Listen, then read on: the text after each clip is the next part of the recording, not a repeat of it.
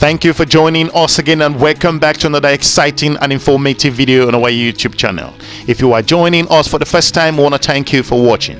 In this episode, we shall be looking as to the reason why the cracks within the French higher political system are beginning to emerge. We will look into some basics and explore to you as to also more importantly that the cracks within the system is coming from a former French president. Recently, former French President Nicolas Sarkozy says Europe needs Russia, slams Europe's Ukraine policy. He also went ahead to explain further the former French president distanced himself from Emmanuel Macron's current Ukraine strategy. In an interview, the former French president Nicolas Sarkozy says diplomacy, discussions and talks are the only way to resolve Russia's war on Ukraine. In an interview published recently with the French daily Le Figaro, Mr. Sarkozy went ahead to argue that Europe needs to clarify its strategy and seek a compromise with Russia rather than pursue its strategy idea of funding a war without waging it.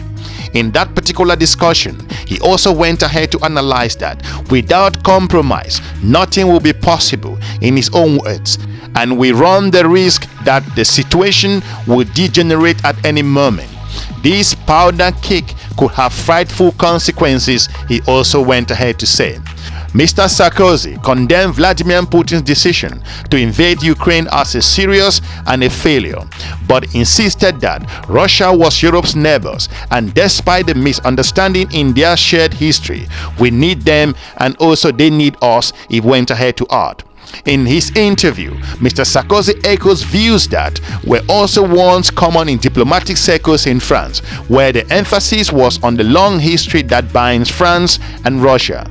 But such views have lost a lot of currency since the start of the invasion, with more hawkish voices gaining influence in France. French President Emmanuel Macron himself, until shortly before the war, dismissed warning that Putin wanted to invade Ukraine and held lengthy calls with the Russian president in early weeks of the invasion to convince himself to pull out. He has also since embraced a harder line on Russia and vowed to support Ukraine until victory. Mr. Sarkozy distanced himself from Macron's stance on Ukraine, saying that Macron's earlier institution was right, but he failed to follow up, in part due to pressure from Eastern Europe. Eastern European leaders in particular were harshly critical of Macron's overview to Moscow. In May last year, Poland Prime Minister Mateusz Morawiecki slammed Macron's decision to keep channels open with Putin and compared his attempt to negotiating with Hitler.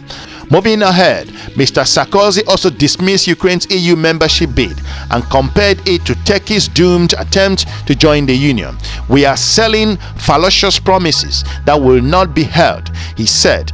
He also cast doubt on whether Ukraine should seek a reconquer Crimea. Let's listen to what the France 24 news channel said about this, and we will join you on the other side. And when we think about these kinds of divisions, Doug, is it fair to say that we see them within Europe as well, perhaps even within France? What's fascinating right now playing out in France is sort of a mini polemic, of what Macron was saying. Former president here, Nicolas Sarkozy, gave an interview in the past couple of days to a newspaper, Le Figaro, a mainstream newspaper, and the TF1, which is a private TV station, which he basically said that any hopes that Ukraine has of getting Crimea back are completely illusory. He said Ukraine shouldn't even entertain any notions of joining NATO or the European Union, and basically saying that Russia must remain a friend. And what's interesting here, this isn't some African a junta leader in some African country saying this, who resents Macron and resents colonialism and all of that.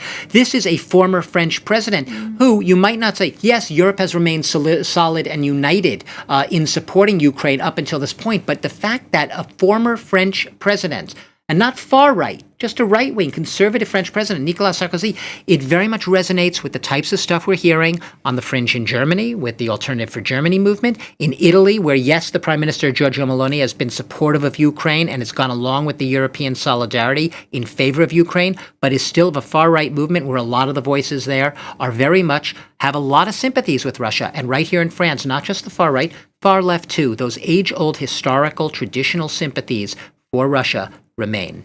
And very briefly, Doug, has there been a response from Ukraine to all of this? Well, Ukraine's trying to lock in some sort of support going down the road. It knows what it's up against. It sees this hardening of Western opinion and perhaps a tapering of Western solidarity with Ukraine. It's seeking perhaps an Israel-style agreement with the United States for aid. What does that mean? In a nutshell, it means that it wouldn't be a NATO member, right? Israel's not a NATO member, but it's it's a country that has been able to rely on deep and solid cooperation and military and aid from the United States to the tunes of tens of billions of dollars over a decade in recent years. So regardless of who's president, regardless of what the political line is in the U.S., if it had that Israel-style aid relationship with the U.S., the hope would be Ukraine would be locked in now and in the future in terms of support from a key ally, perhaps its most important one. Really interesting analysis. Thanks very much indeed. Douglas Herbert for us there. Why is this interview so important and why are we looking at it?